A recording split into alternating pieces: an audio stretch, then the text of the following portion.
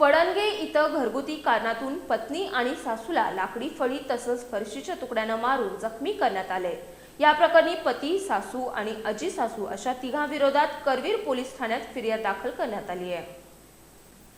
करवीर तालुक्यातील वडणगे इथल्या माळवाडी परिसरात अमृता आकाश भालेकर या त्यांच्या कुटुंबियांसह राहत होत्या। त्यांना घरगुती वादातून त्यांचे पती आकाश राजेंद्र भालेकर, सासू संगीता राजेंद्र भालेकर आणि आजी सासू आयणाबाई ज्ञानू भालेकर हे तिघे वारंवार मारहाण करत होते। त्यामुळे त्यांच्यातील या वादाबाबतची तक्रार अमृता भालेकर यांनी न्यायालयात दाखल केली होती। त्यामुळे अमृता भालेकर या त्यांच्या माहेरी राहत होत्या।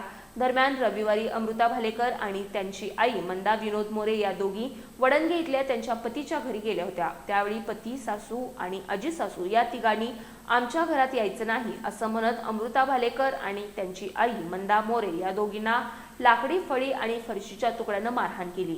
त्यात या दोघी जखमी झाल्या। या प्रकरणी अमृता भालेकर यांनी पती आकाश भालेकर, सासू संगीता भालेकर आणि आजी सासू आयनाबाई भालेकर या तिघांविरोधात करवीर पोलीस ठाण्यात फिर्याद दाखल केली आहे।